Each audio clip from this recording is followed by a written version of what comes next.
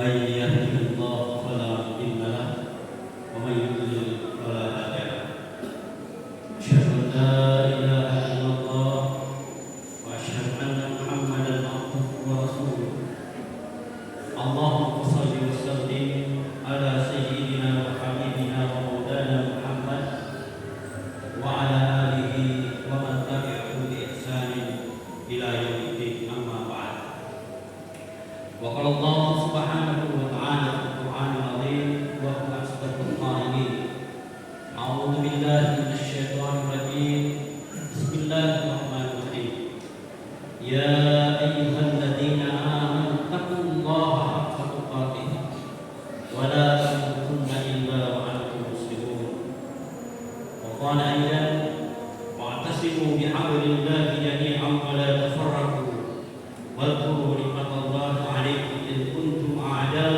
فألف بين قلوبكم فأصبحتم بنعمته إخوانا وكنتم على شفا حفرة من النار فأنقذكم منها كذلك يبين الله لكم آياته لعلكم تهتدون صدق الله العظيم.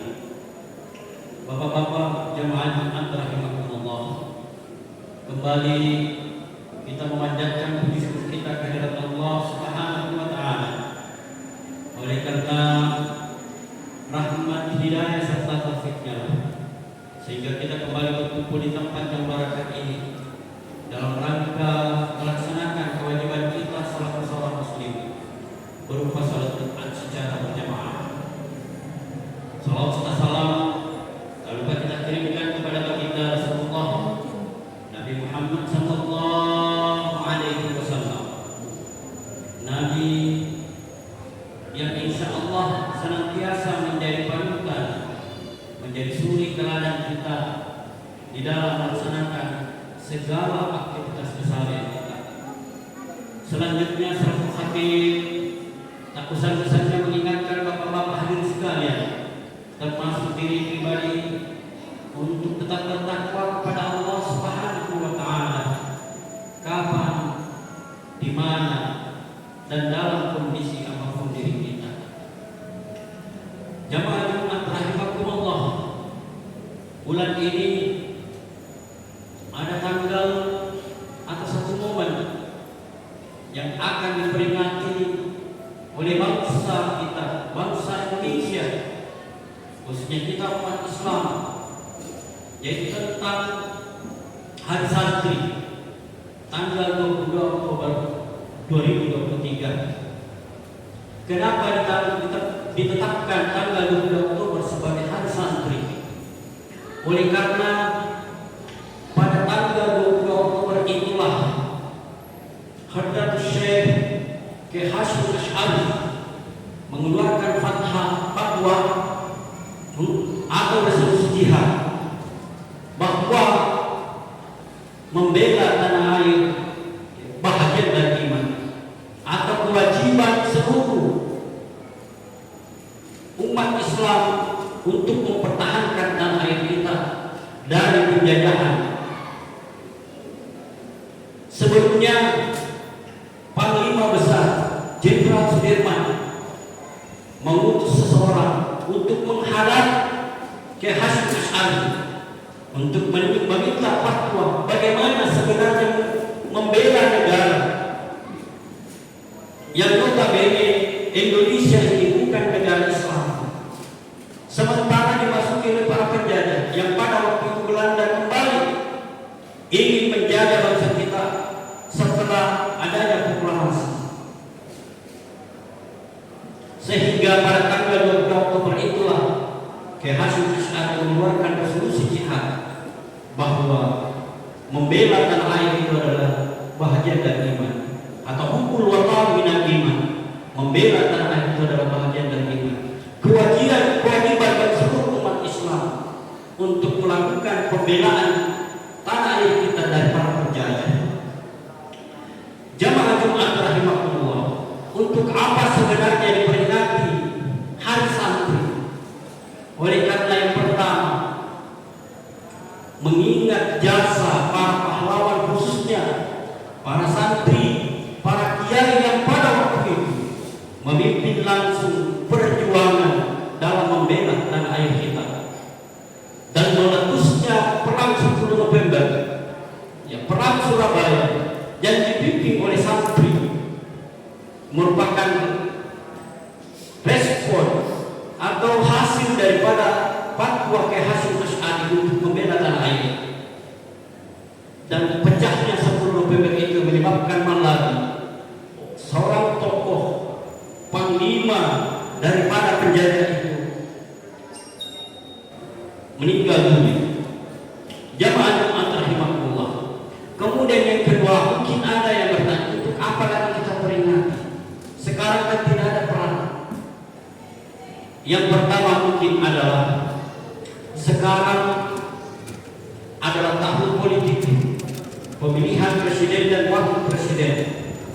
Janganlah kita bercerai-berai karenanya, karena tanggung jawab kita adalah menjaga persatuan kita. Wa'tasimu bihablillahi jami'an wa la tafarraqu. Hendaknya kita menyatu, bersatu padu. Wa la tafarraqu, jangan kita bercerai-berai. Para kandidat ini atau para calon ini, mereka semua adalah orang-orang hebat, orang-orang baik. Pendampingnya pun demikian. Jangan kita saling menghina, jangan kita saling mencela. Jamaah Jumat rahimahumullah. Jadi kita menjaga toleransi, kita menjaga persatuan. Jangan karena suku, ras dan agama menyebabkan kita gontok-gontokan. Jangan karena perbedaan pilihan menyebabkan kita bercerai-berai. Allah Subhanahu wa taala berfirman sebagaimana ayat yang saya bacakan tadi pada mukaddimah, wa'tasimu bihablillahi jami'an wa la tafarraqu. Janganlah kamu semua berpegang teguhlah kalian pada tali Allah Subhanahu wa taala dan janganlah kalian bercerai-berai. Wa'tasimu bihablillahi jami'an wa la tafarraqu. Ini adalah merupakan perintah Allah Subhanahu wa taala. Wadhkuru ni'matallahi 'alaikum id kuntum a'da'an fa'alafa baina qulubikum. Dan ingatlah nikmat Allah Subhanahu wa taala kamu kepadamu ketika kamu dahulu bermusuhan, lalu Allah Subhanahu wa taala mempersatukan hati. Jadi dulu kita bercerai-berai, kemudian Allah Subhanahu wa taala menyatukan kita. Setelah kita bersatu, janganlah karena perbedaan itu menyebabkan kita bercerai-berai. Kemudian yang kedua yang harus dijadikan sebagai pelajaran dari hari santri ini adalah menuntut ilmu. Kemudian bagaimana kita mengajarkan ilmu itu sesuai dengan ilmu yang kita miliki. Sebagaimana firman Allah Subhanahu wa taala, "Wa takum minkum ummatun yad'una ilal khair wa ya'muruna bil ma'ruf wa yanhauna 'anil munkar wa ulaika humul muflihun." Hendaklah ada segolongan, hendaklah ada sekelompok umat yad'una ilal khair, menyeru kepada kebaikan, ta'muruna bil ma'ruf, memerintahkan kepada yang baik, wa yanhauna 'anil munkar, dan mencegah kepada kemungkaran. Ulaika humul muflihun. Mereka itulah adalah orang-orang yang beruntung. Jamaah rahimahullah. Jadi kita mengajarkan sesuai dengan bidang kita, sesuai dengan kemampuan kita, dan tidak semua orang mengajarkan. Kalau yang di bidang agama ajarkan tentang agama, yang di bidang umum ajarkan tentang umum. Jangan yang umum mengajarkan agama, karena akan terjadi miskomunikasi nantinya. Kemarin ada deklarasi anti radikalisme di Kabupaten Goa. Salah seorang mantan teroris menyampaikan bahwa rata-rata para teroris itu adalah orang-orang dari ilmu eksakta. Kenapa mereka gampang termakan, terhasut dengan ajaran radikal?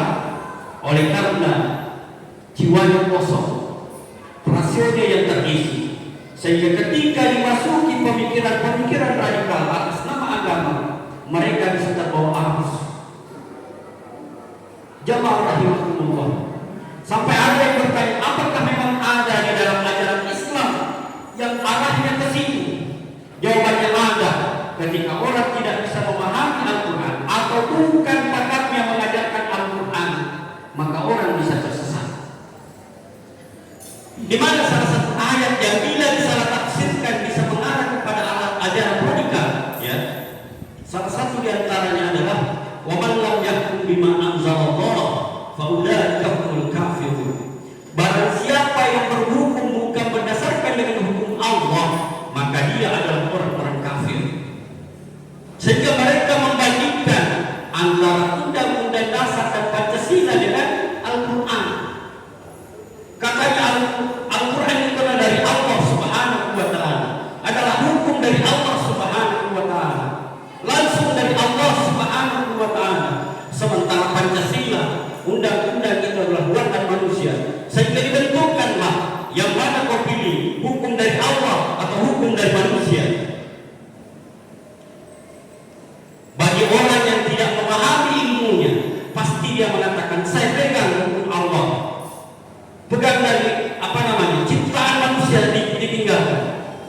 Padahal perlu kita pahami bahwa Al-Quran dan Pancasila tidak bisa dibentukkan, tidak bisa dibandingkan, bukan padanannya,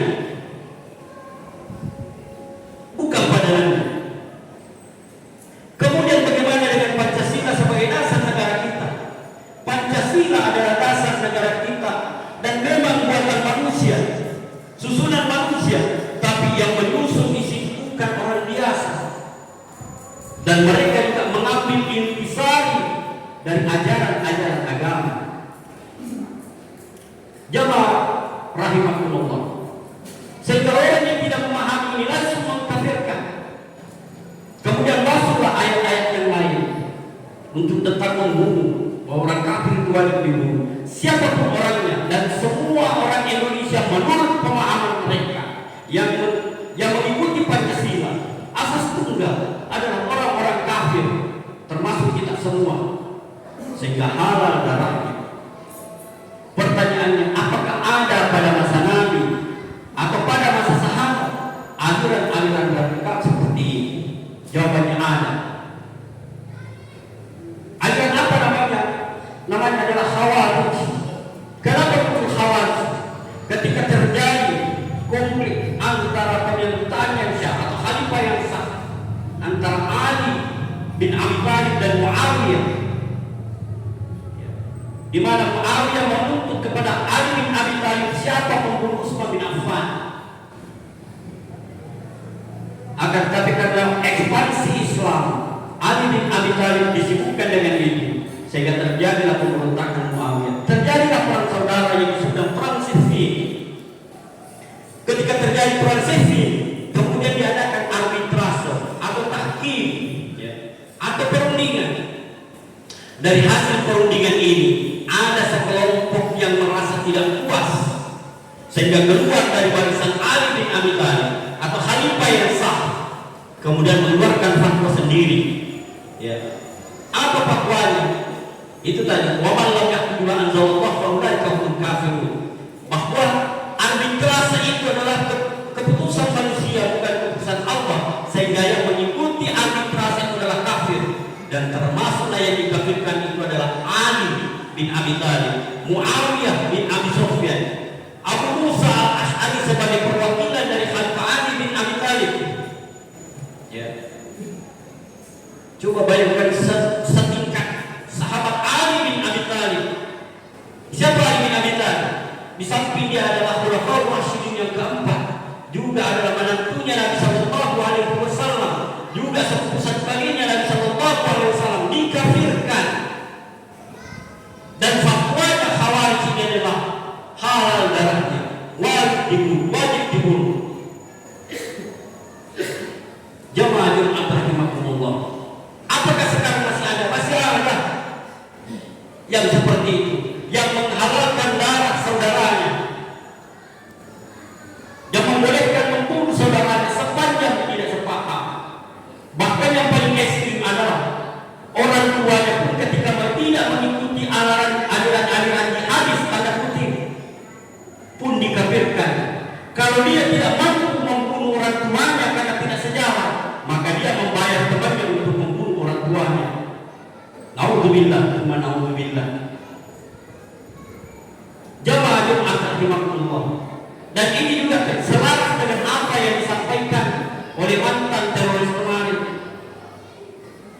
sampai bercerai dengan istrinya karena istrinya masih berada di dalam aliran-aliran radikal itu. Jamaah rahimakumullah, apakah kita akan melakukan hal-hal seperti ini? Tidakkah kita melihat negara-negara konflik yang mengatasnamakan agama akan tetapi mencerai beraikan kita? Oleh itu, mari kita menjaga hati pikiran kita. Sebaik-baik di antara kita adalah orang yang paling baik akhlaknya, bukan yang paling bagus kelihatan beragama. Di dalam pepatah Arab mengatakan la tasrahil awwal man tarah di anna awwal tu'alim bajul kazi. Jangan terpesona pada pandangan pertama yang kamu lihat, karena bisa jadi itu adalah pandangan kebohongan. Dan dampak ini adalah kesin kita. Bagaimana dalamnya? Apakah mesinnya bagus atau tidak? Apakah akhlaknya bagus? Banyak orang kelihatan ibadahnya bagus, akan tapi di dalamnya itu rusak. Oleh itu, yang kita harapkan adalah bagus ibadah kita, bagus akhlak kita, dan bagus hubungan kita antar sesama. Hablum minallah wa hablum minan nas. Jamaah Jumat rahimakumullah, termasuk terkait masalah politik pada bangsa kita. Jaga persaudaraan kita, jaga ukhuwah kita. Mari kita memimpin, mari kita memilih calon pemimpin kita yang kita anggap lebih bagus di antara yang bagus, atau kita memilih yang bagus di antara yang terjelek kalau kita menganggap tidak ada yang bagus. Tapi pertanyaannya, apakah kita merasa lebih bagus daripada mereka? Apakah akhlak kita lebih bagus daripada mereka? Apakah pendekatan kita kepada Allah Subhanahu wa Ta'ala lebih bagus daripada mereka? Terkadang kita ada sifat angkuh dan sombong di dalam diri, merasa diri dan kelompok kita lebih baik, sementara kelompok lain itu tidak baik. Kita terlalu gampang mengkafirkan, mensesatkan orang, sementara kita tidak tahu apakah diri kita ini lebih lurus dibanding orang lain. Yang paling tahu tentang kebenaran itu adalah Allah Subhanahu wa Ta'ala. Oleh itu, mari kita banyak-banyak mengevaluasi diri, mengevaluasi cara beragama kita. Kalaupun kita berdakwah tentang agama, ud'u ila sabili rabbika bil hikmah wal mau'izatil hasanah. Marilah kita mengajarkan ajaran agama kita, menyeru kepada ajaran agama kita bil hikmah, dengan cara bijaksana, wa mau'izatil hasanah, dengan cara yang baik pula. Agama kita adalah agama damai, agama ramah, bukan agama yang marah-marah. Agama kita adalah agama yang merangkul, bukan agama yang memukul. Jamaah Jumat rahimakumullah, mungkin ini yang sempat saya sampaikan di kesimpulan bahwa marilah kita menjadikan momen Hari Santri ini dengan mengenang perjuangan para pahlawan kita, khususnya para santri dan kiai yang tidak bisa dinafikan bagaimana andil di dalam memperjuangkan bangsa ini, terutama Hadratus Syekh Kiai Hasyim Asy'ari yang mengeluarkan resolusi jihad atau fatwa bahwa membela tanah air itu adalah bagian dari iman. Kemudian yang kedua, di tahun politik ini, mari kita menjaga toleransi, mari kita menjaga ukhuwah kita. Jangan karena perbedaan pilihan menyebabkan kita saling menyalahkan antara satu dengan yang lain, kita mencela antara satu dengan yang lain, kita menghina antara satu dengan yang lain. Lebih daripada menyebabkan jihad fi sabilillah, wallahu muwaffiq ila aqwamit thariq. Barakallahu li wa lakum fil Qur'an hadim wa nafa'ani wa iyyakum fi minal ayati wa dzikril hakim wa taqabbal minni wa minkum tilawatahu innahu huwal ghafurur rahim.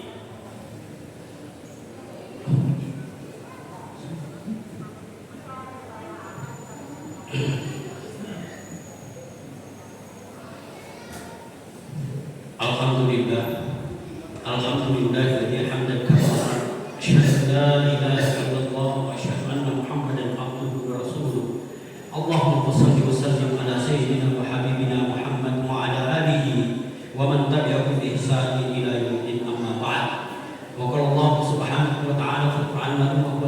القائلين أعوذ بالله من الشيطان الرجيم بسم الله الرحمن الرحيم يا أيها الذين آمنوا اتقوا الله حق تقاته ولا تموتن إلا وأنتم مسلمون وقال أيضا إن الله وملائكته يصلون على النبي يا أيها الذين آمنوا صلوا عليه وسلموا تسليما اللهم صل على سيدنا محمد كما صليت على إبراهيم وعلى آل إبراهيم وبارك على محمد وعلى آل محمد كما باركت على إبراهيم وعلى آل إبراهيم في العالمين إنك حميد مجيد آمين اللهم اغفر للمسلمين والمسلمات والمؤمنين والمؤمنات الأحياء منهم والأموات إنك سميع قريب مجيب الدعوات ويقضي الحاجات اللهم إنا نسألك سلامة في الدين وعافية في الجسد وزيادة في العلم وبركة في الرزق وفوضى قبل الموت ورحمة عند الموت وإنك بعد الموت اللهم حول علينا سكرات الموت ونجاة من النار يا رب العالمين اللهم أرنا الحق حقا وارزقنا اتباعه وأرنا الباطل باطلا اجتنابه اللهم نور قلوبنا تقبل رسولك يا الله اللهم يسر أمورنا وبلغنا رمضان اللهم اغفر لنا ولوالدينا وارحمنا كما ربونا صغارا